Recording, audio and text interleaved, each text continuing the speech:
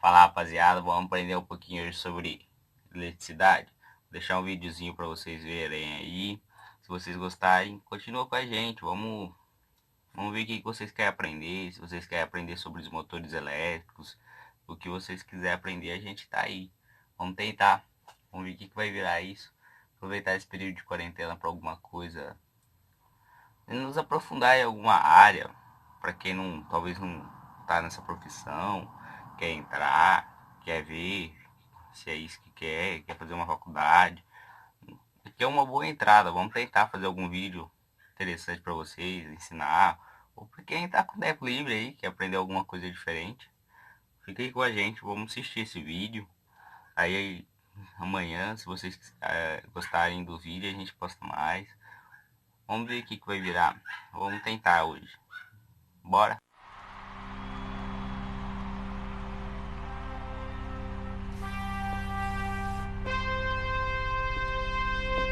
Todos nós temos que obedecer às leis da física. Até mesmo os reis.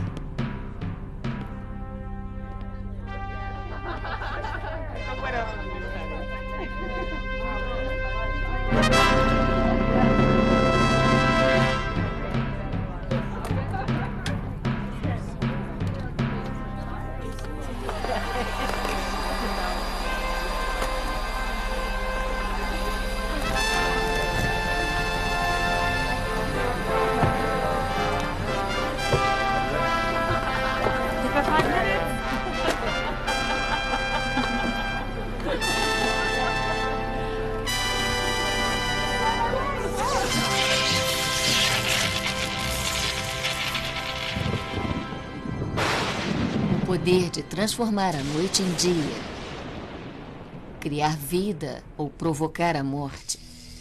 Tudo faz parte do mistério e da magia da eletricidade.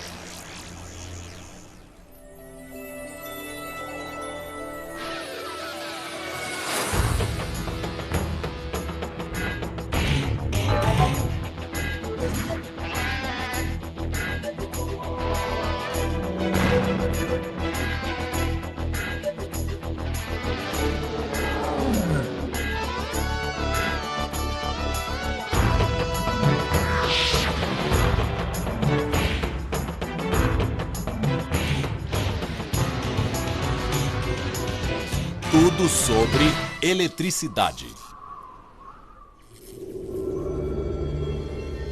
Muito antes de sabermos o que era, muito antes de a dominarmos, a eletricidade já fluía através do nosso corpo, vinda do céu.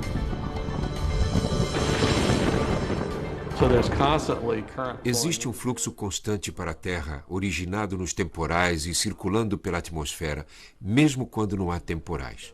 Esse processo gera um campo elétrico na atmosfera. Você caminha e a voltagem entre a sua cabeça e seus pés é de 200 a 300 volts. Não percebe nada porque cresceu nestas circunstâncias. Mas geralmente percebemos quando ocorre uma grande diferença de voltagem entre as nuvens e a Terra.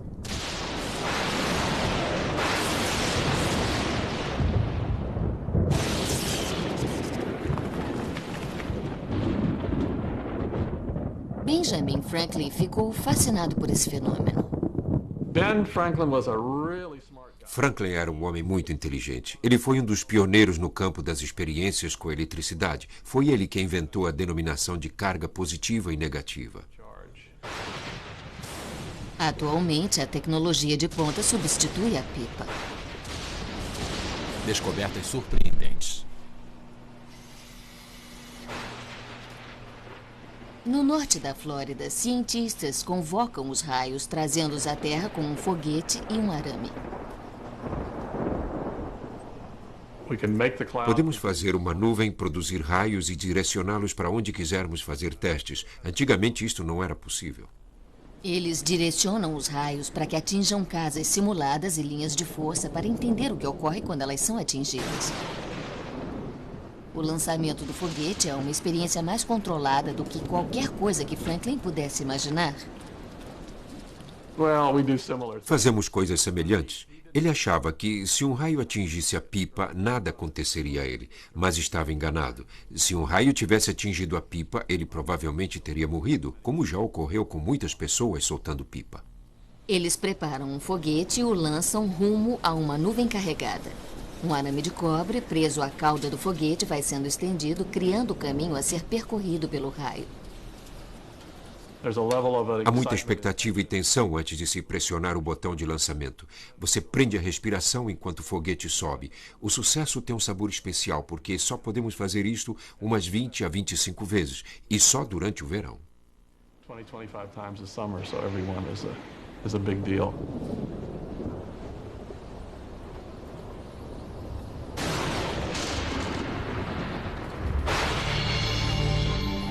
É como uma haste impulsionada por um foguete. Quando o arame está estendido no ar, ele é atingido por um raio.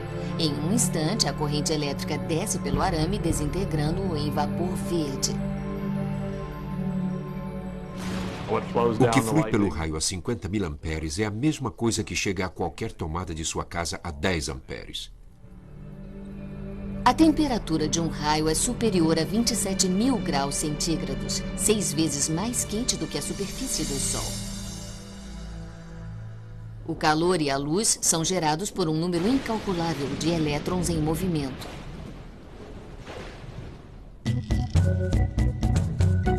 O núcleo de um átomo tem carga positiva. Os elétrons que orbitam o núcleo têm carga negativa. O fluxo da corrente elétrica faz com que os elétrons sejam separados dos átomos e movimentem-se livremente. A eletricidade é o fluxo da carga elétrica e a maior parte da carga flui com a movimentação dos elétrons.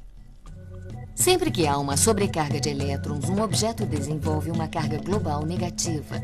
A natureza equilibra as coisas com cargas positivas iguais em algum outro lugar. A diferença de potencial entre as cargas é medida em volts. A existência de uma corrente elétrica ou qualquer das suas manifestações, da eletricidade estática aos raios, significa que elétrons estão se movendo de positivo para negativo. Parece ser mais fácil produzir faíscas e raios do que não os gerar. Sempre que há fricção entre dois materiais diferentes, você pode observar faíscas. O caminho que os elétrons livres percorrem depende do material. O corpo humano conduz pouca eletricidade. Ele conduz menos eletricidade do que um pedaço de cobre. O cobre possui muitos elétrons livres. Por isso, ele é um bom condutor. Os elétrons do barro e da borracha estão muito ligados aos seus átomos para conduzir eletricidade. Por isso, são chamados isolantes. Os elétrons começam a se mover em decorrência de uma força da natureza denominada eletromagnetismo. A nossa civilização tecnológica só existe porque a eletricidade gera o magnetismo. E o magnetismo pode gerar eletricidade. Tudo começa pelo fato de haver duas forças que estão presentes e que denominamos eletricidade e eletromagnetismo. Essas duas forças são a força elétrica e a força magnética. As cargas básicas são a carga positiva e a carga negativa. Para ver estas forças em ação, basta observar a aurora boreal. Ela é resultante de correntes elétricas solares altamente carregadas que são capturadas pelo campo magnético da Terra. Existe eletricidade lá em cima. 5, 4, 3, 2, 1. O ônibus espacial Columbia inicia mais uma missão de pesquisa espacial graças ao desenvolvimento da tecnologia moderna. Em 25 de fevereiro de 1996, a NASA e alguns pesquisadores italianos realizaram uma corajosa tentativa de gerar eletricidade na atmosfera usando um satélite e um cabo. A missão era parte integrante de uma experiência de acorrentar satélites no espaço.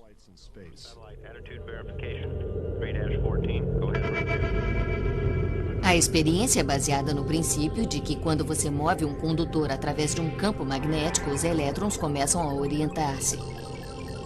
Isto gera uma corrente elétrica que pode fluir através do condutor. O satélite foi impulsionado no espaço através de pequenos jatos e um cabo com 21 quilômetros de comprimento começou a se desenrolar. E se dentro daquele cabo houver um arame, você terá um condutor movendo-se através de um campo magnético. O campo magnético, neste caso, é o campo magnético da Terra. O movimento é o movimento do ônibus espacial em velocidades orbitais elevadíssimas.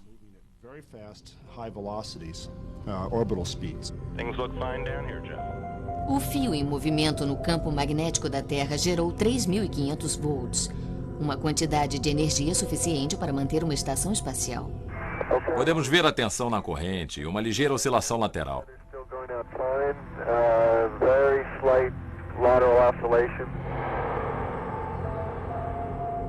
A corrente podia ser vista do solo.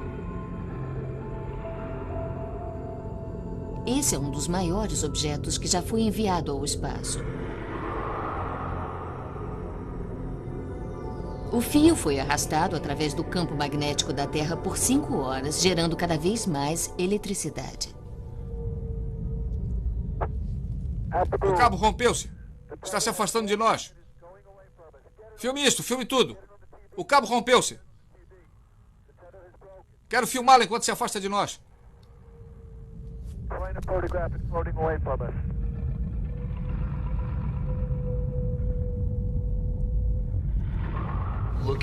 Olhando para trás, podíamos ver que a corrente havia se rompido. Foi uma surpresa. Você fica muito desapontado quando olha e vê o cabo se afastando a cerca de 25 metros por segundo. Você quer estender a mão e pegá-lo de volta.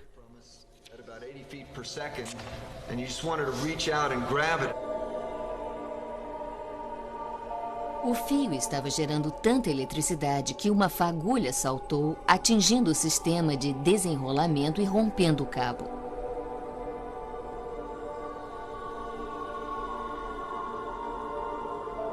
O satélite experimental de 440 milhões de dólares e o cabo se separaram lentamente.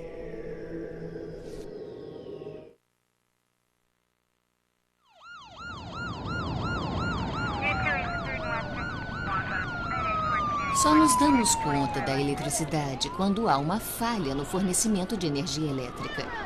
Em 13 de julho de 1977, a cidade de Nova York experimentou um blackout. Durante 25 horas, a cidade ficou sem luz, elevadores e alarmes. Raios haviam derrubado linhas de força ao norte da cidade e o equipamento de emergência não funcionou. Manter o fornecimento de energia elétrica exige um grande esforço de equipamento e funcionários, além de ser muito dispendioso. As concessionárias precisam fazer a manutenção das linhas. Manutenção de rede aérea. Nos Estados Unidos, 98% das casas e empresas recebem energia de um vasto sistema elétrico entrelaçado com uma rede de linhas de força denominada grade.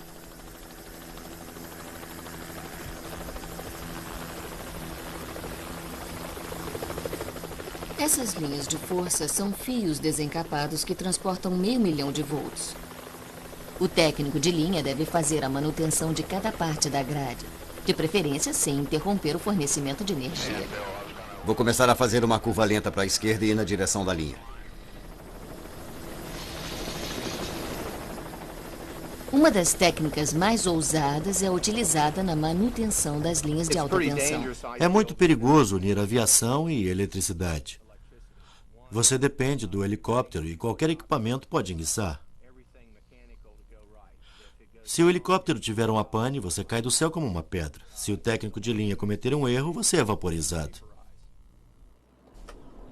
Esses pilotos e técnicos de linha trabalham para a Agrotours, uma das poucas empresas a fazer esse tipo de trabalho.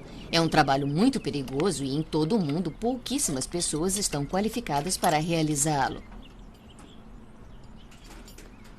Uma dessas pessoas é Spider Lockhart. A roupa necessária para este trabalho é uma armadura leve feita com fios de aço inoxidável.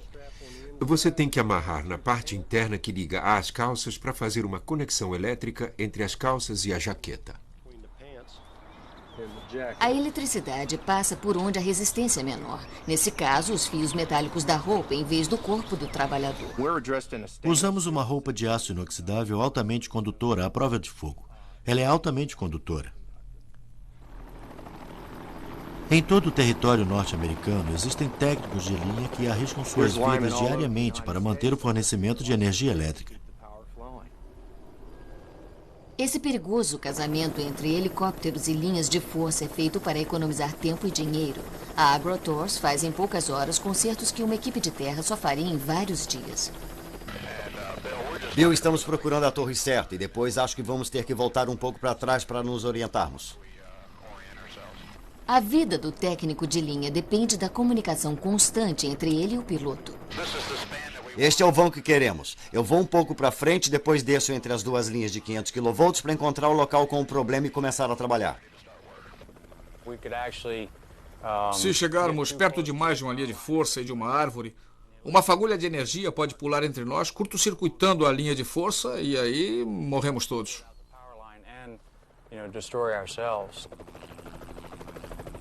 Os dois sabem que algo está errado quando há uma interrupção na comunicação. Este é um fator crucial que Spider Lockhart aprendeu na prática. Quando senti a energia passando por mim, eu percebi que tinha cometido um erro. Às vezes é um pouco tarde para analisar os erros, mas pude sentir o erro. Eu sabia que aquilo estava me matando. Eu achava que estava gritando para o piloto, pedindo que me levasse para longe do cabo, mas ele não escutou nada porque eu não conseguia abrir a boca.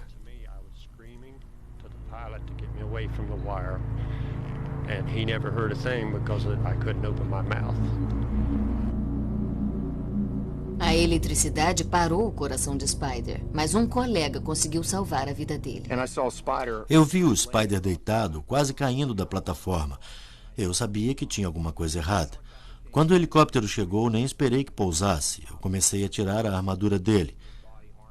Fiz uma ressuscitação cardiopulmonar durante uns 3 minutos para conseguir trazê-lo de volta.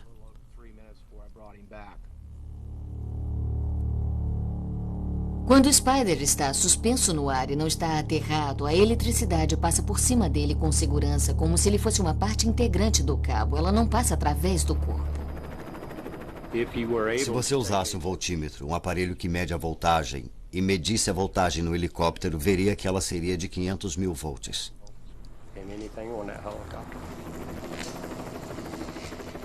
O bastão metálico cria um caminho seguro para a eletricidade ir do cabo para o helicóptero.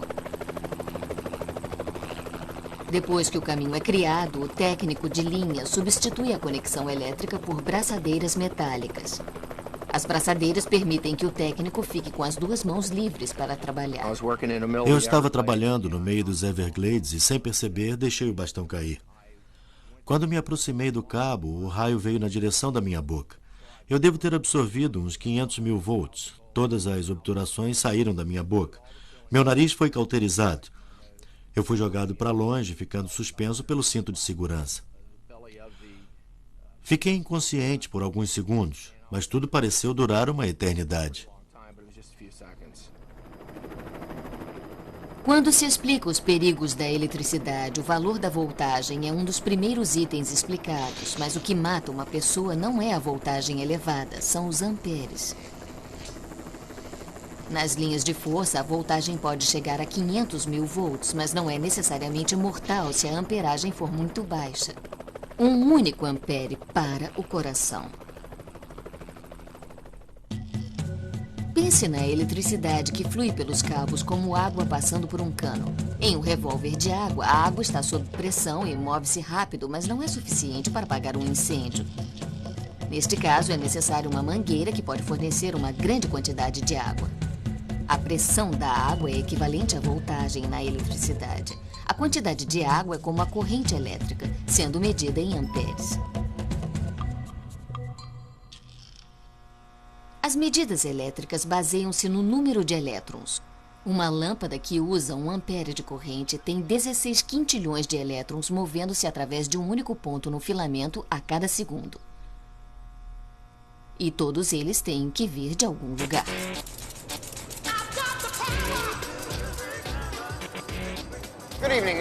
Senhoras e senhores, boa noite. O meu nome é Bruce, eu sou o seu guia. Atrás de mim está a represa Hoover Dam, com 220 metros de altura e 200 metros de espessura na base. O concreto gasto na Hoover Dam daria para pavimentar uma rodovia de 2 pistas de São Francisco da Califórnia até Miami, na Flórida.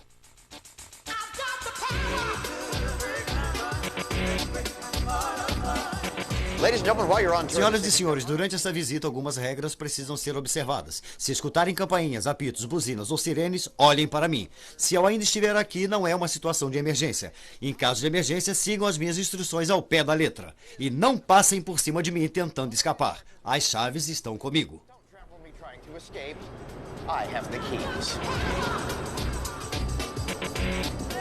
A Hoover Dam é um dos maiores feitos da engenharia mundial.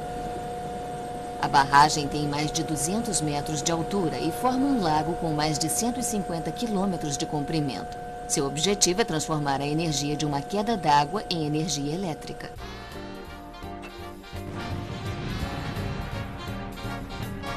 Esta obra só foi possível graças ao trabalho de pessoas como Tommy Nelson e Lee Tillman. Não tínhamos tempo para pensar em quase nada, só que receberíamos o pagamento no final da semana. Acho que não era muito dinheiro. No meu caso eram $5 por dia. Você ganhava mais do que eu, só recebia $4 por dia. Bom, eu dirigia um caminhão. É verdade, você dirigia um caminhão. É por isso que eles me davam $1 a mais. A Hoover Dam foi construída durante a Grande Depressão Econômica dos anos 30.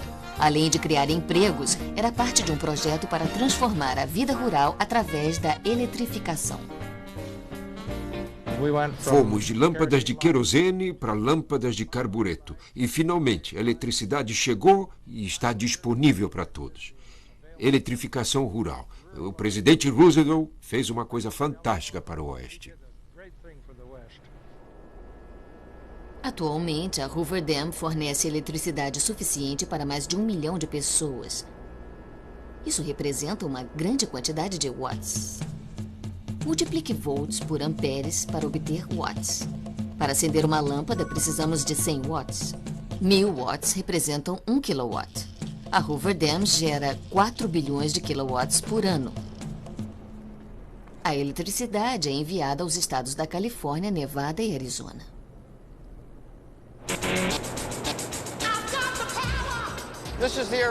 Esta é a ala Arizona da usina.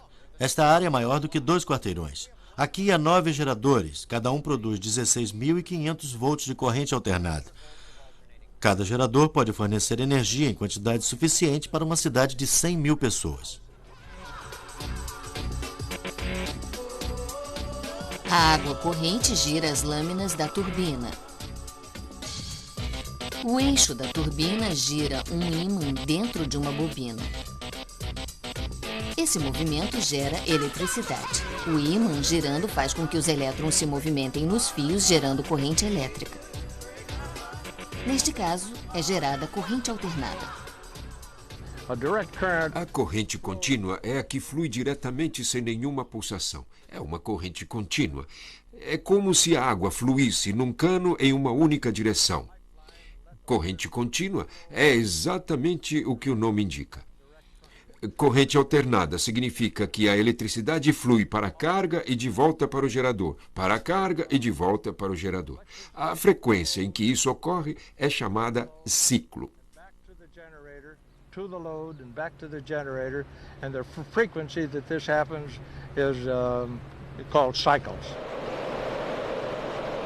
Os geradores produzem 16.500 volts de eletricidade.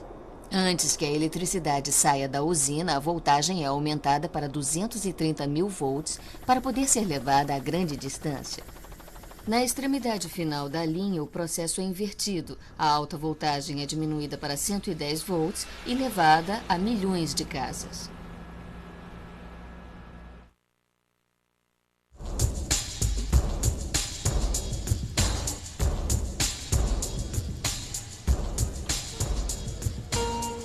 Las Vegas.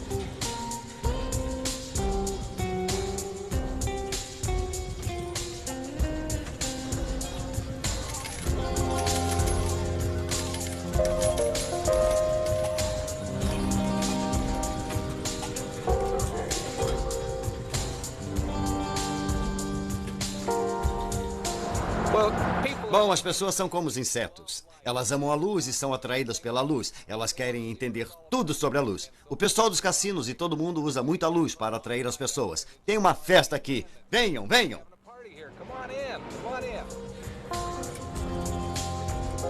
Em Las Vegas existe um ditado: se você construir, eles virão.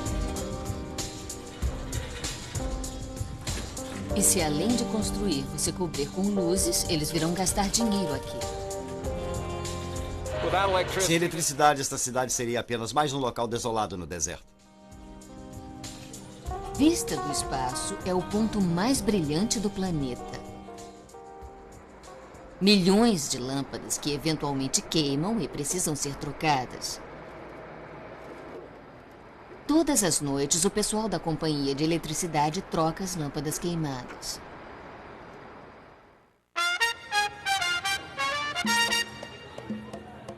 Uma das maiores experiências é a da Rua Fremont. Uma armação recobre a rua. Nela estão instaladas 2 milhões de lâmpadas que realizam um show de 70 milhões de dólares. A cidade nunca para, mas o ritmo diminui um pouco após a meia-noite. Quando o pessoal da manutenção testa o sistema e faz os consertos necessários. O trabalho de Homer King é trocar lâmpadas. O computador determina a intensidade da iluminação. A vida útil destas lâmpadas é de 25 mil horas.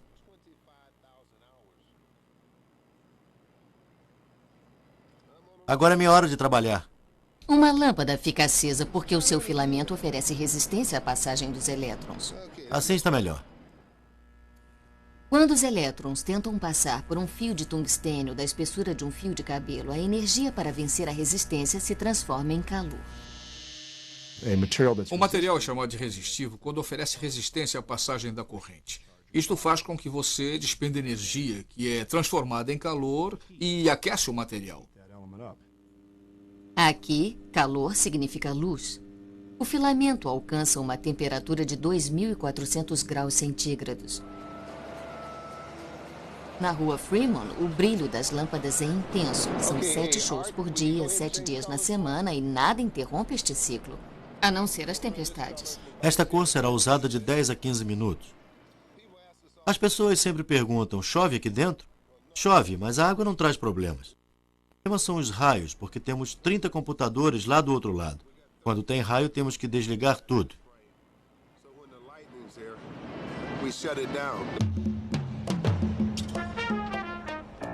As luzes da Rua Fremont são controladas por 121 computadores. É o maior anúncio outdoor do mundo, com 27 metros de altura e o seu comprimento equivale a 5 campos de futebol.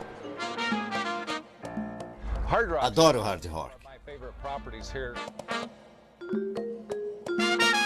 Nem todas as luzes de Las Vegas dependem de lâmpadas. Luzes de neon e fluorescentes usam eletricidade para excitar os átomos e fazê-los brilhar em vez de esquentar um filamento. Desde que a eletricidade foi dominada, a luz tem sido usada para atrair multidões.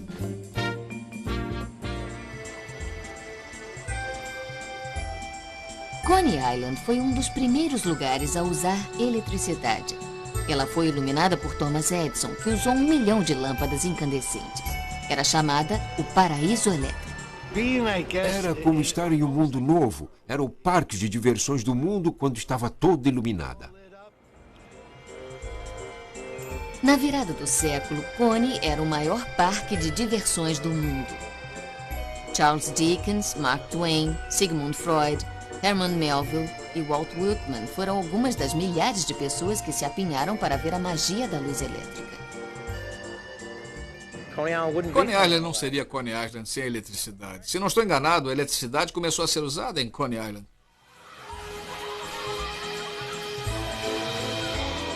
Coney é luz, Coney é movimento, Coney é elétrica.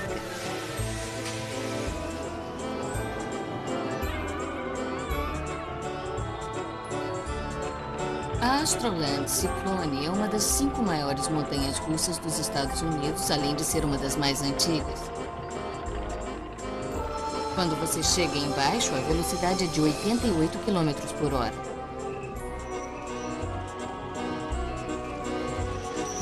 E você sente uma força de 4 Gs.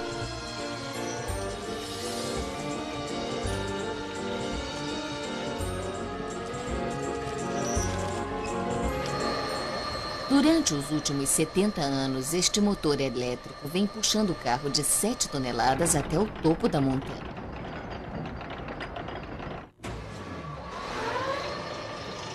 O motor elétrico é um gerador ao contrário, que transforma a eletricidade em movimento. O motor está conectado a uma correia que gira uma roda de 1,5 metro, que por sua vez puxa a corrente. Quando o carro sobe, o motor consome 600 amperes, eletricidade suficiente para iluminar 3 casas modernas.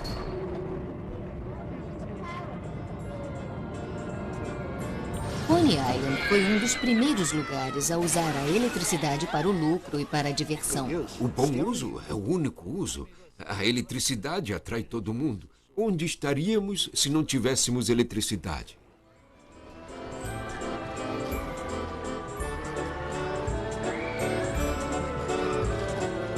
Coney Island também ficou sem luz durante o blackout de Nova York em 1977. De repente as luzes se apagaram, eu olhei para cima, olhei para o parque, olhei para a roda gigante, tudo parado.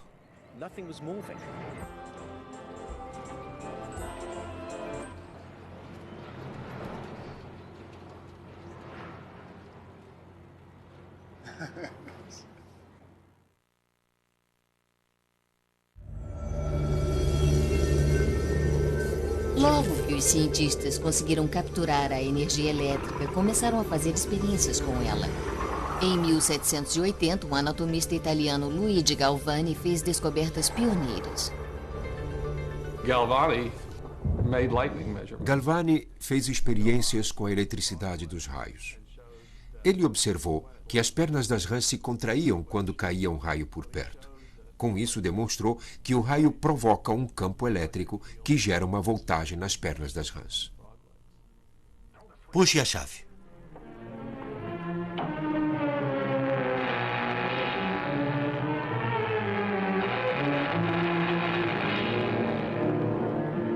Espere, acho que o coração dele bateu.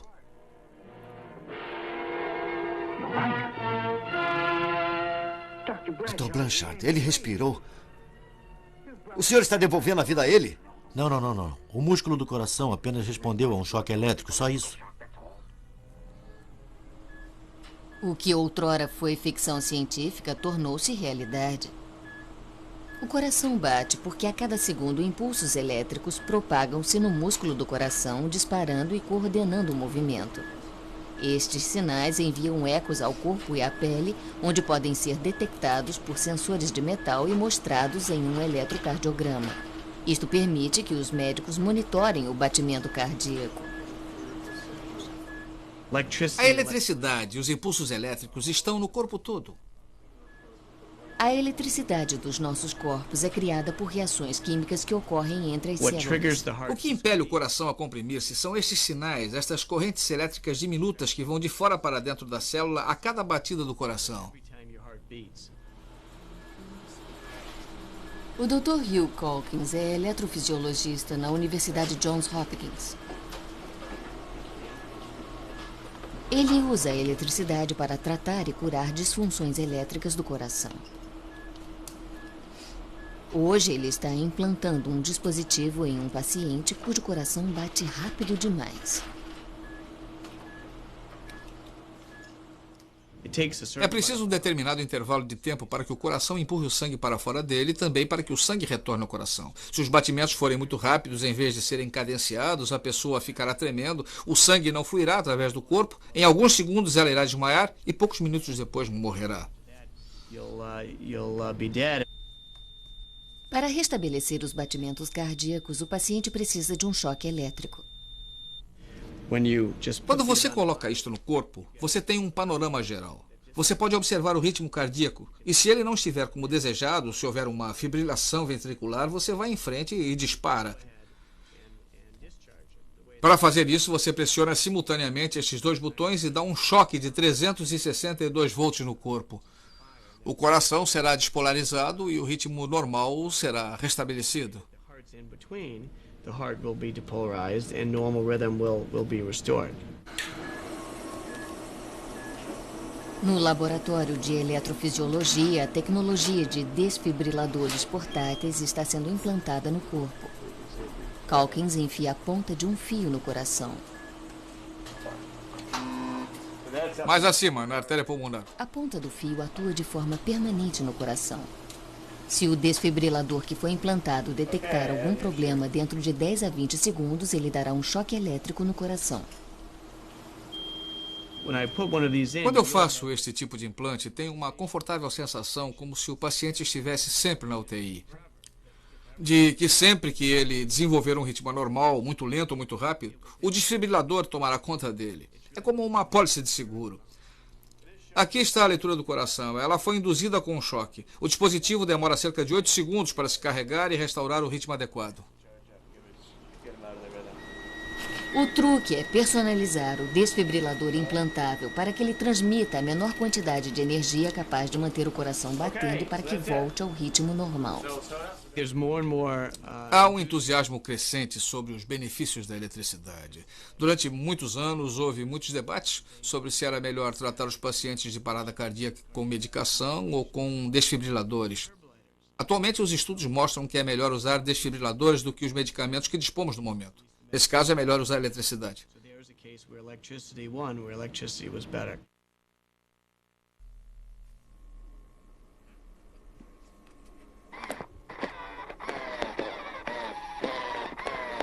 Este é um braço Utah, um dos elos mais recentes entre o homem e a máquina.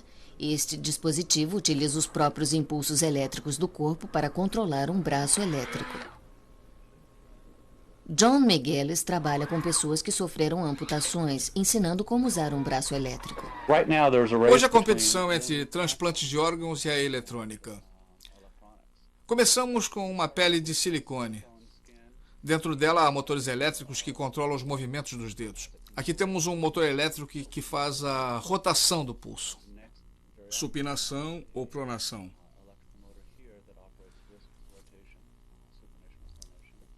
Aqui é um motor elétrico que, através desta transmissão, controla o flexionamento e extensão do cotovelo.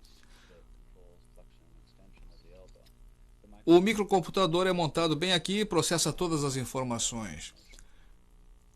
Uma das novidades da mão é que ela oferece grande força para apertar, por isso é preciso ter cuidado ao pegar as coisas.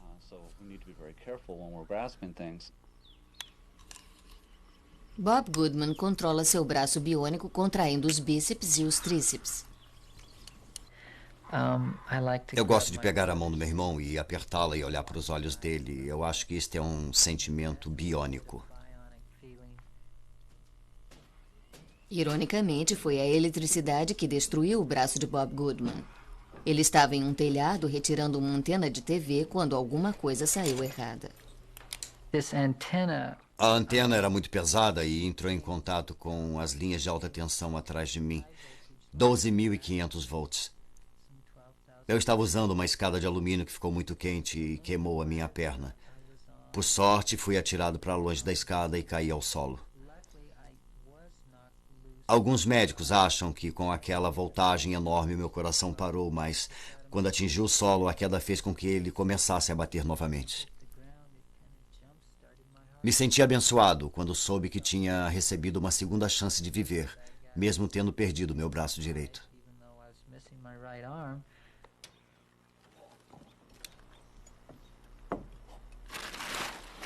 Quando o cérebro envia um sinal elétrico para flexionar o músculo do braço, o sinal ou o impulso é interceptado no músculo por eletrodos ou sensores na pele.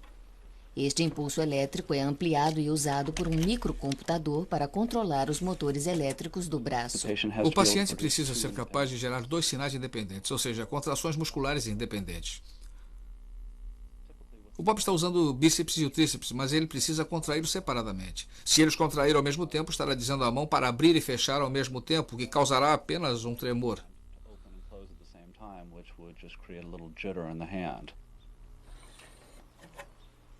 Tudo bem? Está tendo algum problema? Sem problemas. Eu coloquei uma tipóia nova, apertei a tomada e a resposta parece muito boa. Ótimo. E a bateria? Bom, eu posso ligar e desligar o braço aqui atrás. Esta bateria nova está durando uns 4 dias. É muito boa.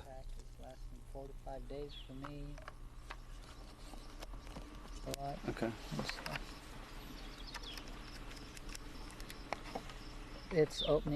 O esforço para abrir é igual ao necessário para fechar. Está abrindo e fechando muito bem. Certo. Abre e fecha. Muito bom. Fecha. Muito bom. Quando experimentei o braço pela primeira vez, achei esquisito ter um braço elétrico tão perto do meu corpo, mas logo que consegui fazer o braço funcionar e depois a mão, o medo desapareceu. Além disso, a mão parece ser de verdade. Ela tem muita mobilidade e funciona como uma mão verdadeira. Acho que me acostumei bem a ela. A lifelike hand works so effortlessly that fright left right away. It became more of an enhancement than a threat right away. It's been releasing real well. Utah Army. Cada braço pode custar de 45 a 120 mil dólares.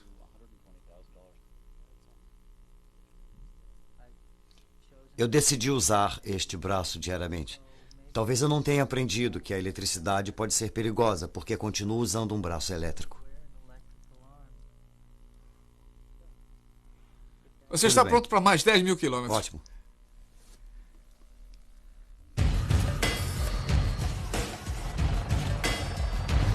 É impossível conceber um mundo moderno sem eletricidade.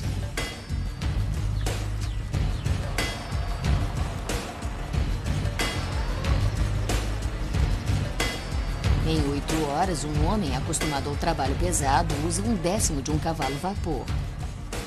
Mas a mesma quantidade de trabalho pode ser feita por um motor elétrico em uma fração deste período de tempo. A eletricidade é insuperável no trabalho. É limpa, silenciosa e pode ser ligada e desligada instantaneamente.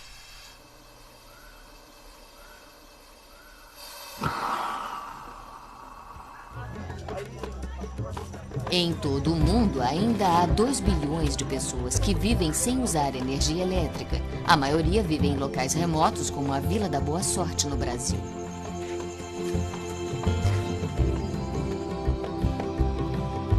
Ela fica muito longe da energia distribuída pela grade do país. Seus habitantes não podem utilizar as invenções elétricas do século XX, além de não terem acesso a recursos, tais como vacinas que necessitam refrigeração, motores elétricos ou água potável.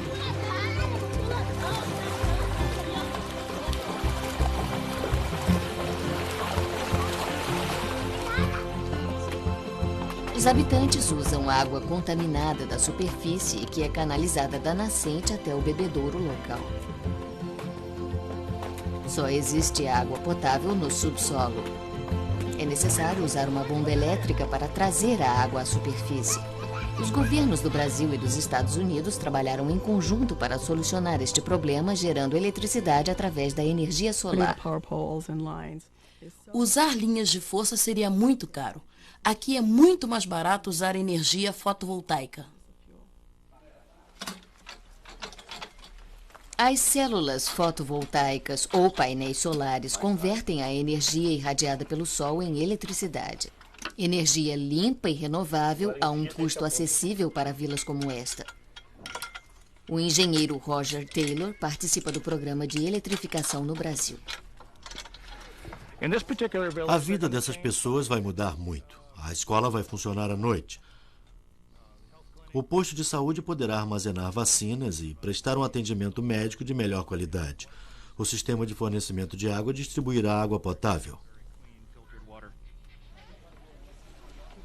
Este empreendimento conjunto instalará 4 sistemas distintos. O maior gerará energia para a bomba do poço. Neste caso, o bombeamento de água requer muita energia porque o lençol freático está muito profundo. A bomba será colocada a 100 metros de profundidade e consumirá muita energia para levar água à superfície. Quando a luz do Sol atinge um painel solar, ele libera elétrons, gerando eletricidade. Em boa sorte, os painéis estão sendo conectados à bomba.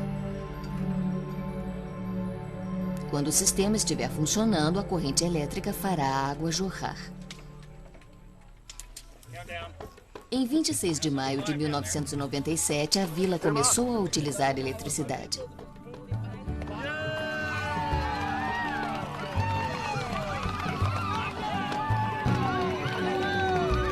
Avanços tecnológicos que levaram um século para serem desenvolvidos foram instalados aqui num piscar de olhos.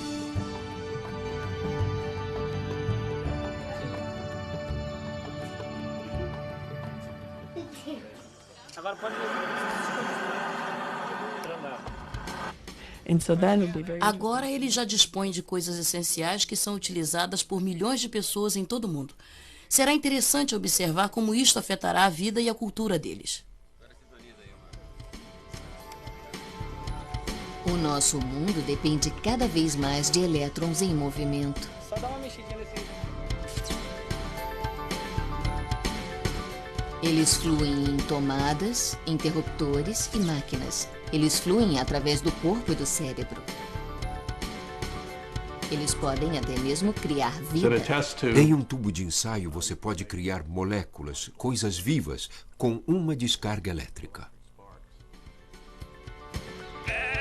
Quando pesquisadores e pecuaristas clonaram uma ovelha chamada Dolly, uma pequena descarga elétrica foi usada para dar início ao processo de transformação do óvulo em embrião.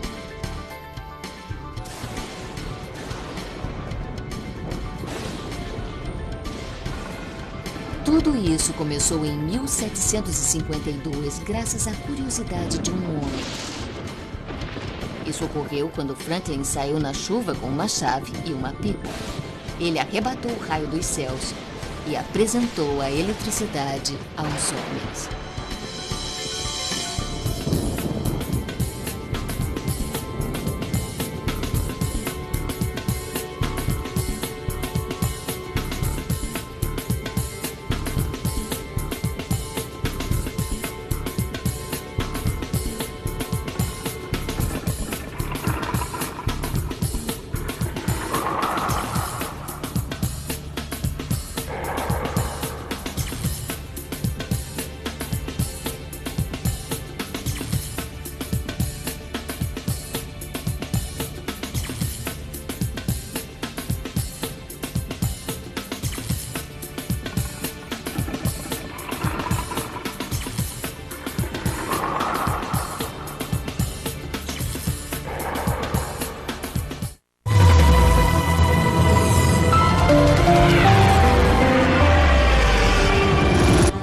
Se inscreva no canal então, dá uma força pra gente, deixa o like no vídeo.